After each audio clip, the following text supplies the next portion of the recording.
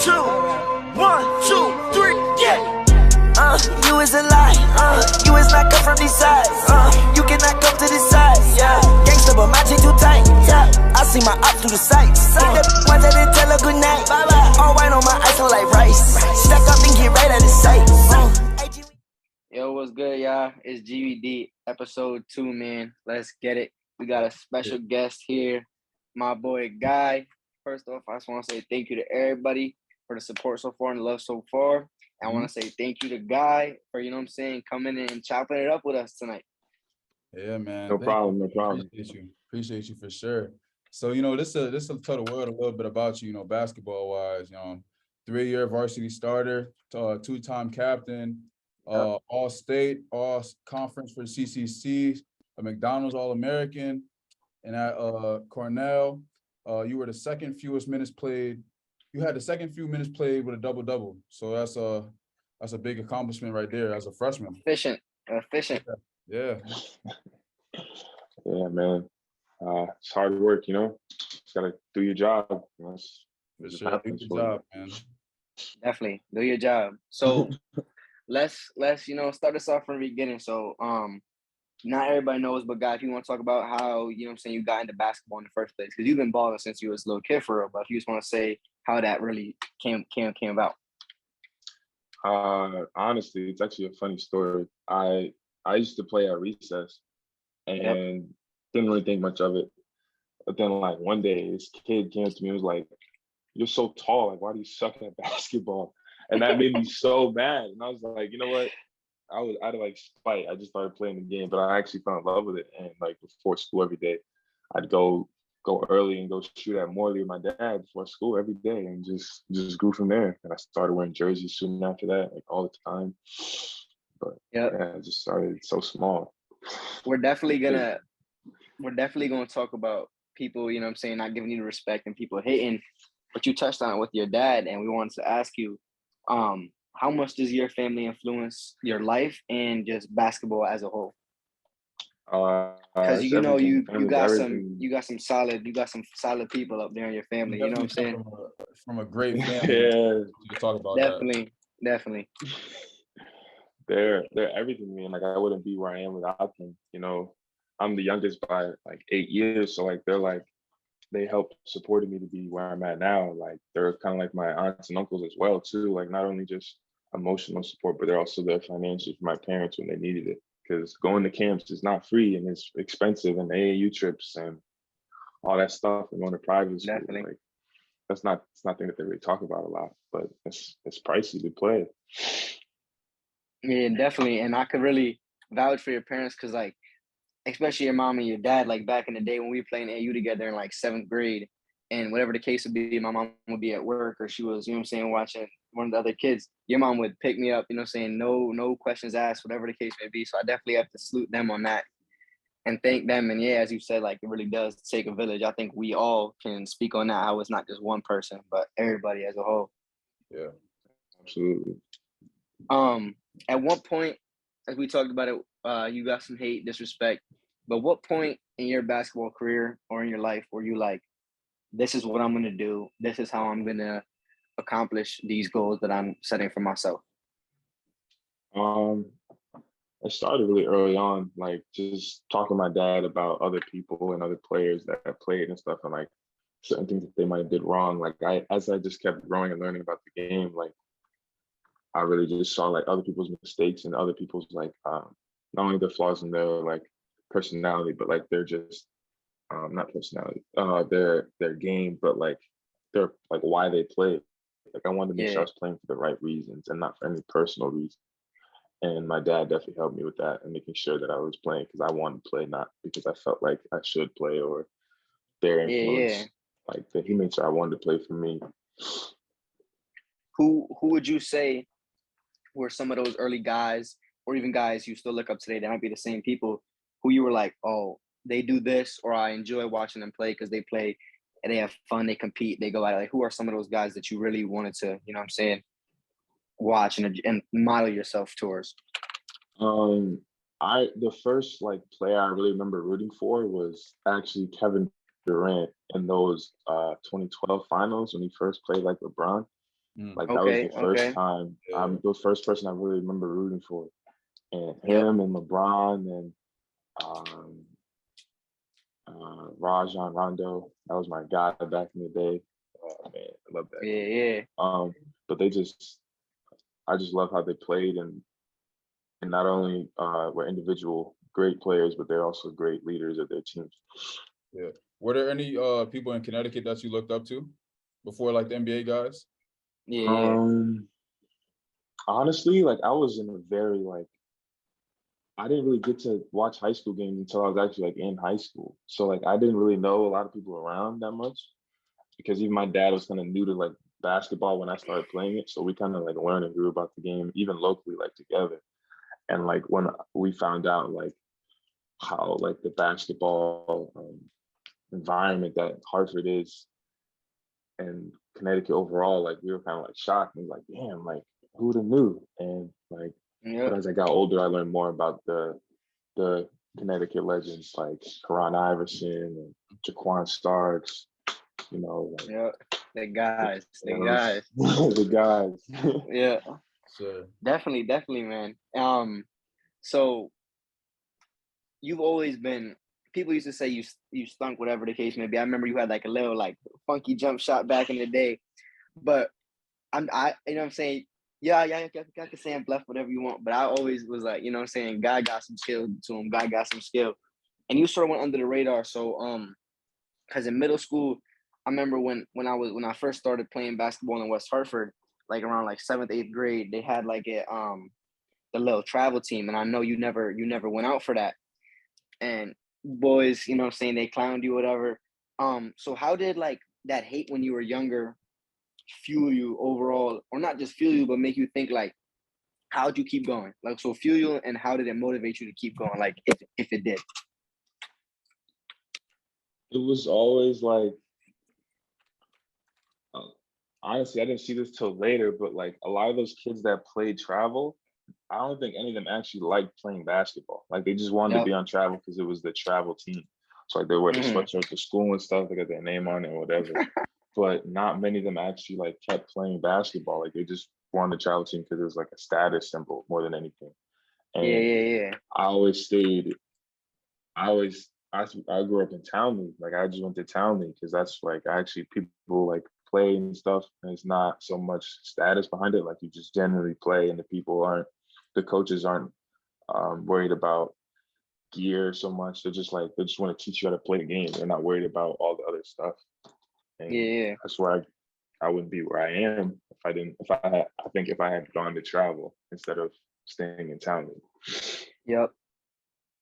And then adding to that, like when so you went to Hall. So people might not know this. Me and Guy played together for 3 years in high school, and we played a year before middle school.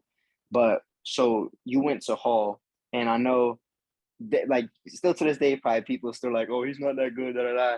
But I know between like Hall and you leaving, I know there was like you got like a lot of like backlash for that. So because you went to Northwest, and that's literally right next to Hall, like rivals. You played them twice a year.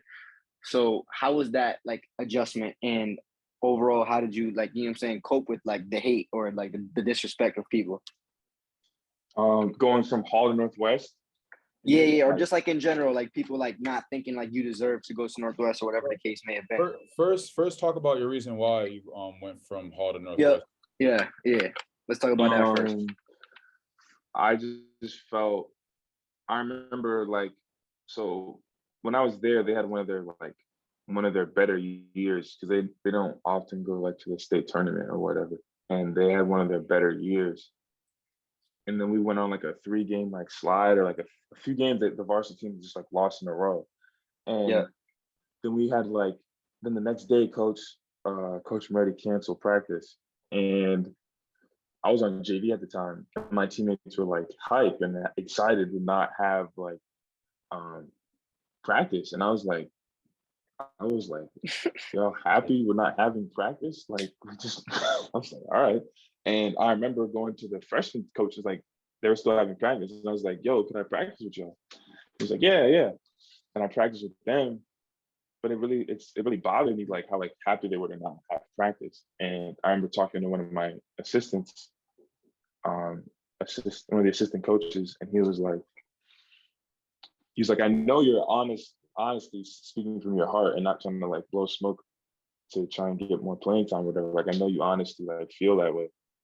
And he had seen me like a week earlier, or a few days earlier at a Northwest game.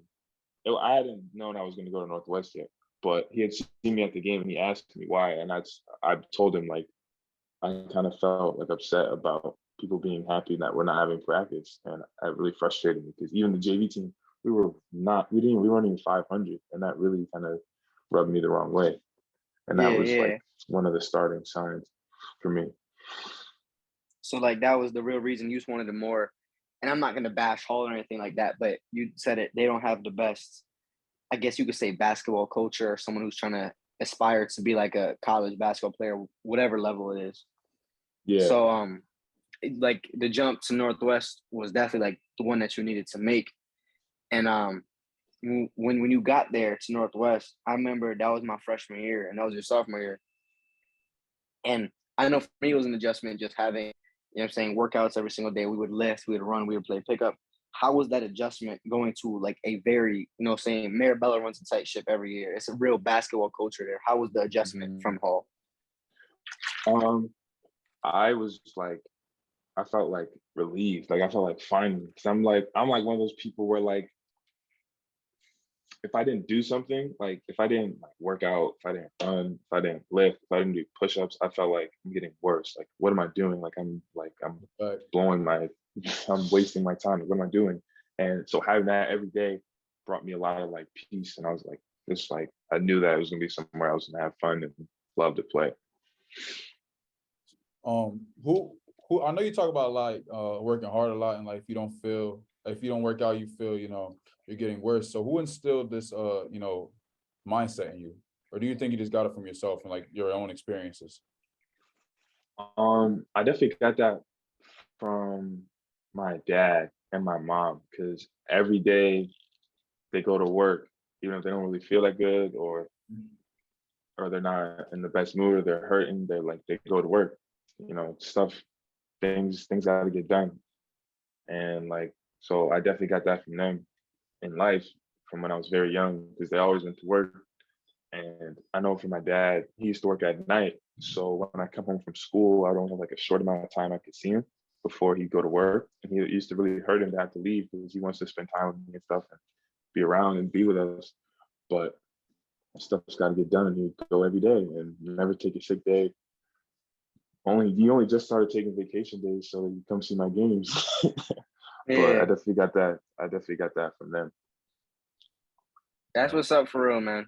Yeah. That's what's up. Being at Northwest, like I know for me, I just said it was an adjustment.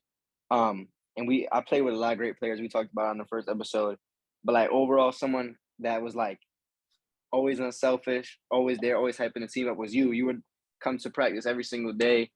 You know what I'm saying? You always put the team on your back. And I feel like that mindset comes from your family. You know what I'm saying? They always were doing things for each other. They're doing things for you.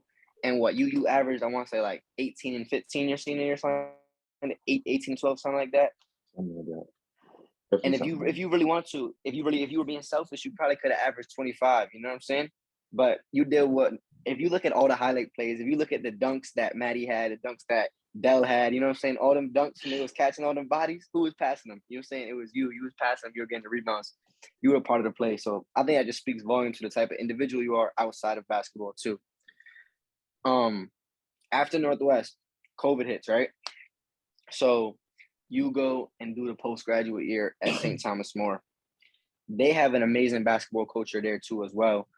So if you just want to talk about that a little bit and how that helped you adjust and get ready for the Division I level. Before you get into that though, I want you to talk about like how it felt being under recruited like your senior year, and like what that did to your confidence and you know, your mindset. And if you honestly want to like some of the schools that were like recruiting you too. Cornell actually have been talking to me like since like my senior year, so big ups to, you know, go Big Red. But I honestly like I wasn't that worried about it. And people were like upset with me because I wasn't so worried about it. But I honestly like wanted to. I was really focused on winning. Like I was like, people were like, Yes. oh, you need to take more shots. You need to do this. You need to do that. And I was like, I'm just trying to win because we had something special here, and I really wanted to win. And I was like, I could wait on recruiting to the AAU season. And knowing what I know now and how that year turned out, I wouldn't have changed anything about how I played or how I approached every game and every practice. Because like I I loved you guys so much, and I would do it again because my family forever. But I wasn't too worried about it personally because I knew that it would take care of itself, whether I had to go to prep school or during the AAU season or whatever. I knew it would just work out because I do put in the work required to be the kind of player that I aspire to be. So, For sure. And then how was your experience at St. Thomas More? How did that prepare you for the college level? um, it was definitely like like with a lot of things with like prep school, like they'll actually make it harder. Like my practices at prep school are actually harder than my Cornell practices, like by a lot. Like Mhm. um, we used to do 5-man weave, right? But with a med ball. So you're running like with a 15, 20-pound med ball and throwing it like it's a regular basketball. You got to lay it up. Sometimes we have to dunk it. Like we do that.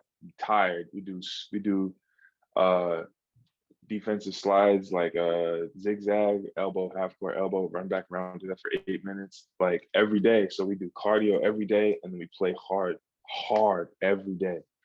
And like I think it was beneficial because it taught me to be more physical. Because like one thing, unfortunately, about playing in the CIC is you can't be as physical if you're a larger person because they're gonna call fouls against you. Like Yes. I had a lot of turnovers, but it was because they would call charges because there's no Yes. restricted line. For sure. And I was bigger than everybody. I don't know how Donovan did it because he's way bigger than me, but Donovan Cleveland, I don't know how he did it, but he big ups to him. But and they used to say that too, like, oh, he's not playing with nobody, he's playing the CIC. But Matt Nolan, Windsor, multiple D1 players, freaking, they gotta whatever. They don't talk down to CIC. That's just what I'd say about that. But it definitely taught me at St. Thomas More definitely taught me how to be more strong and more physical with my body, and taught me how strong I actually was because I was used to sort of like having to like not hit so hard because I didn't want to get charges or whatever, and taught me to be more confident in myself and trust the work that I put in. Yeah. So say about shout out JQ. And then how about, so in Northwest, you talked about it, and I can firsthand speak on it. From personal experience, you've always been a leader. So you were always vocal, always getting the guys on the bench involved. Like when they were going to end of the game, stuff like that, you always love to see them score and everything like that. And even in practice, hyping up the JV and freshman guys, literally going and watching the game. None of the other, for the most part, varsity guys would go and watch the JV and freshman games. You would go and watch, cheer. So how was the adjustment going from like a senior leader or like an upperclassman to going to a college where you're the new guy, you're the freshman? How was that? Like, like you're like going from a big fish in a small pond to a small fish in a big pond, That was definitely like interesting for me to just take a back seat. It was easier and harder at the same time. Like I didn't carry as much responsibility, but I also wanted to learn what it took to carry more responsibility and have more being what it takes to be more vocal and be a to sort of practice what you preach and see what things that we do well and to continue certain things, but also certain things that we want to do better for the next time we come back for next season and beyond and stuff. Because something that I always wanted to do was see how those ahead of me were doing and like take their strengths and also make it better for those coming after me and see like certain things that I was confused on, make sure that the next group behind me doesn't have those same issues, you know what I'm saying? Because you can't really grow if the same problems persist. But the seniors in front of me last year were great and really brought us up to speed and made it made us feel like we were at home. Not only the seniors, the whole team, the whole program just made Yeah. sure we felt at home. But yeah, it was definitely a learning experience, but it was easier to play too because you didn't feel like you had to tell. I felt like sometimes I was like half focused on the game and half focused on my teammates, like making sure everyone's in the right place all the time, like, sitting, like, talking with everybody. But last year they just told me just like I just had one job to focus on. So just learn on that, focus on that one thing, just focus and rejuvenate and just really just focus on that was really beneficial for me. Definitely, yeah. Yeah, that's good, man. So this speaking on learning experiences, for those who don't know, you this summer you played for the U.S. Virgin Islands national team. And I also want you to touch on that. Well, first of all, congratulations on that. That's hard. That's tough. Congrats, my boy. That's tough, bro. But I want you to talk about how was it playing against pros, and like what did you learn, and what was your biggest takeaway? Well, it was really like I was like, it's crazy playing against people that you watch on like TV. You know what I'm saying? It's like seeing somebody that you've seen only on TV is like crazy. And like I saw like how far I had to go, but also how close I am, if that makes sense. Yes. Like I saw like I like that. Other places I got a few things I gotta fix, and other things where I'm like, wow, I got like what I need. I got what it takes, the tools or whatever to do what I want, to live that lifestyle and do what I want to do, which is obviously play professionally one day. And I was like, and learning from those guys around me who some of them are vets that have been playing professionally for decades and just playing, just doesn't matter, it's D3, D2, D1, professionally overseas, like high level college basketball players. And it was great to learn from those people. And we didn't win any of the games, but it was super fun to play in such a fast game in the FIBA level. Yeah, that's really what's up, man. I appreciate that insight. Me and Q talk about all the time that I think you can attest to this too. Like, it doesn't matter what level you go. There's hoopers everywhere, as you just said. Like, if you if you can play, you can really play. That's a fact. That's a fact. Paul, before we move on though, I heard Buddy Hill lit y'all ass up for like 30. He did, bro. He did. Like it was like calm. That boy's like, real. It's like, you know how you playing around, like you just jibbing around and should have stepped back. Like he was cashing them. I was like, yo, it wasn't on me though. I was like, when I got the switch, he would pass it. So I'm, shit. I heard that boy Shay went sort of crazy too a little bit. Yo, he was how fast, much he get bro. you boys? Another 30 ball? He probably did have 30. And it was just layups. Like he was just gliding, bro. Yeah, he's fast, right? Because like, bro, he looks fast on bro. TV. He looks fast on TV. So I'm thinking like, he just decides to go, and it's just like he's gone. Actually, I goaltended one of his shots. I was a little bit faster. I was like, damn. Shit was crazy though. And they're strong too. Like they're like really strong. Like, who was it? I think it was Kelly Olynyk, right? So I was coming off for a handoff, and he just went like this, right? And I went back so far, and I was like, damn. I felt myself coming back because I was supposed to go I was on the elbow, and I came up to the top of the key, and I was supposed to hand off on the wing. And I went to like, I went so far back, and I came back down. And I was like, damn, dude, it was just like a little one of these. Like, damn, he was strong as hell. It was crazy. I actually still have his jersey at home. So that's the first time I ever played against somebody whose jersey I actually own. And I was like, that's okay. It's insane. That's insane. Actually cool for real. That's cool for real. So you had like a lot of adjustments in your basketball career. What would you say has been the most challenging or like the biggest step that you've taken?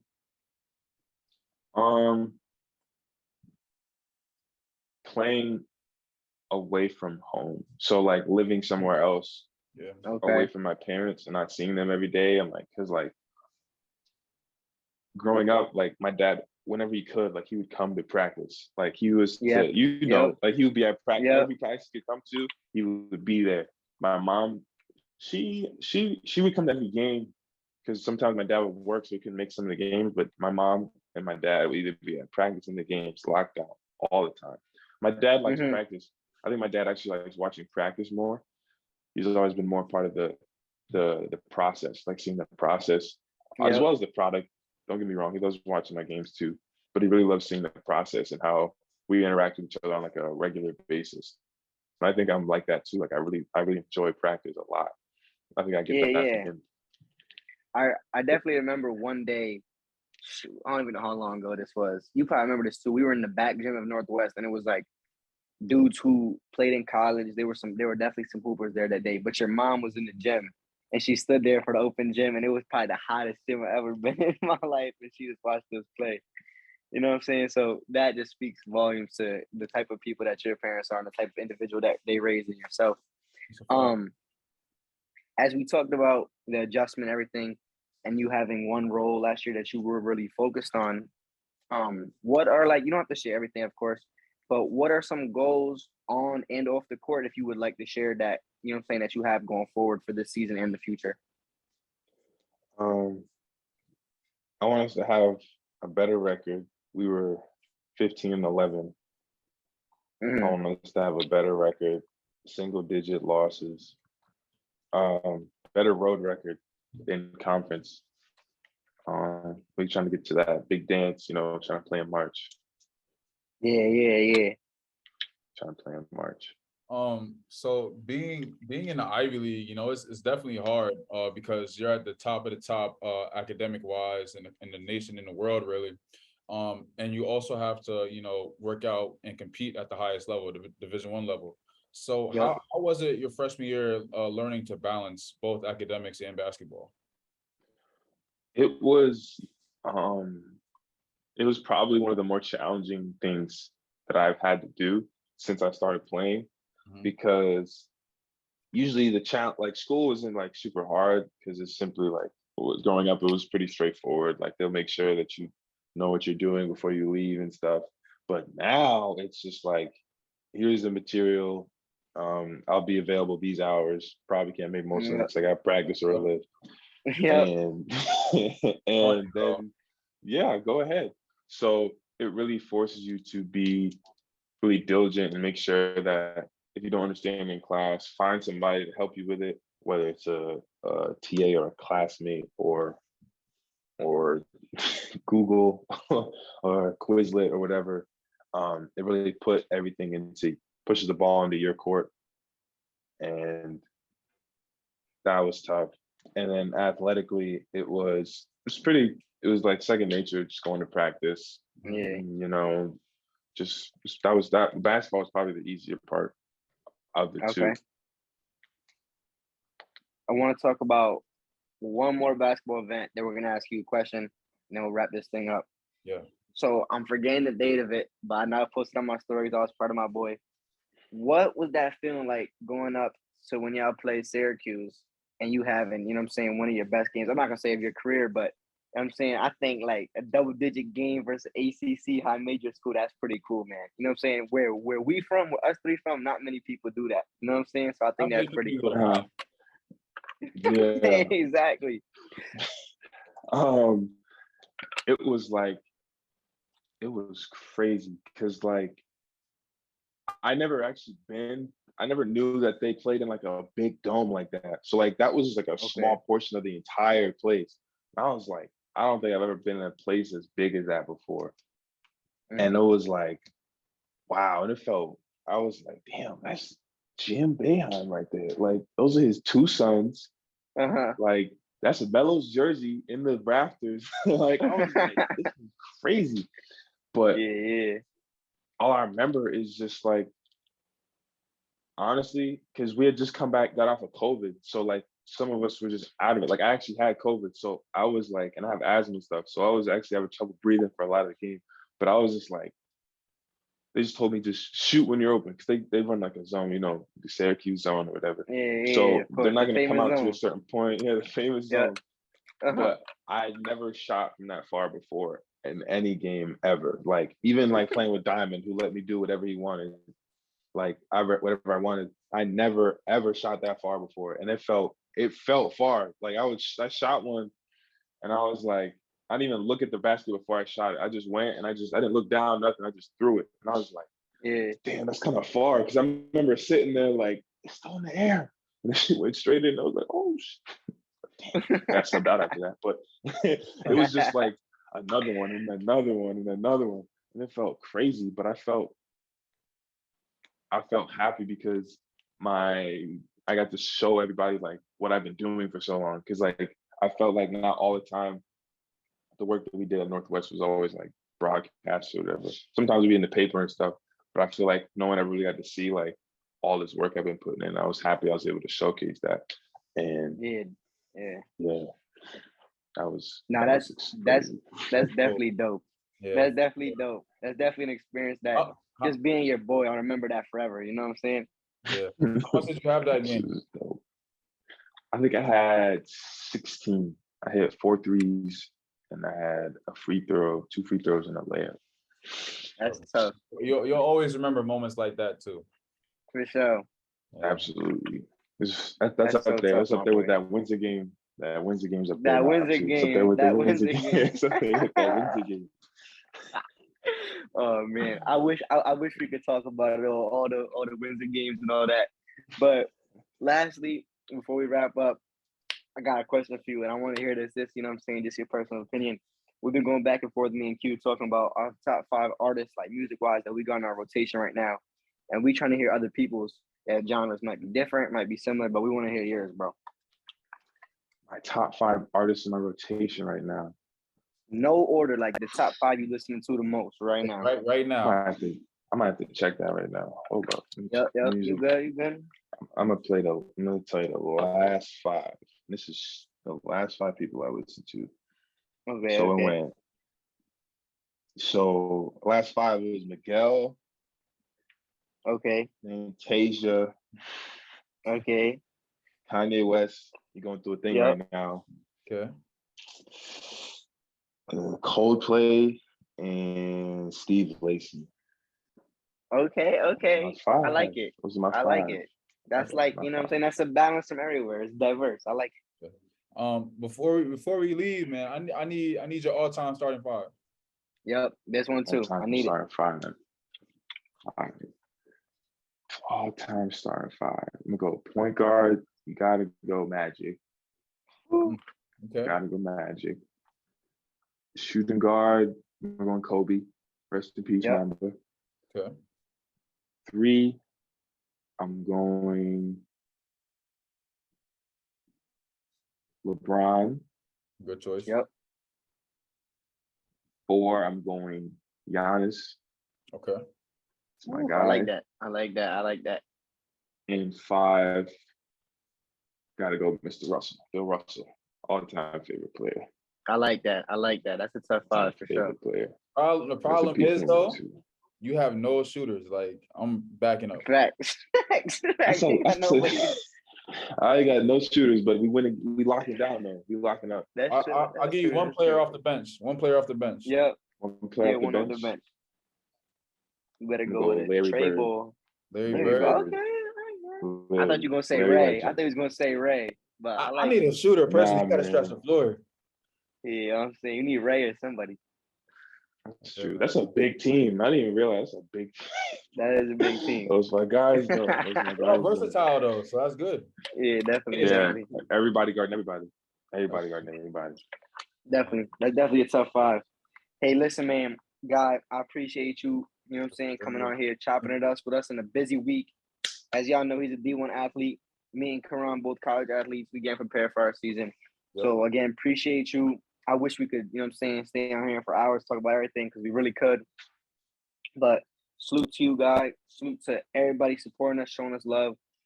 Q, Guy, if you got any last words, you know what I'm saying, go ahead. Just stick to the grind, you know. Stick to the grind. Yes, sir. Hey, episode 2 of GBD Episode podcast. 2 in the books, man. Appreciate you, got man. it.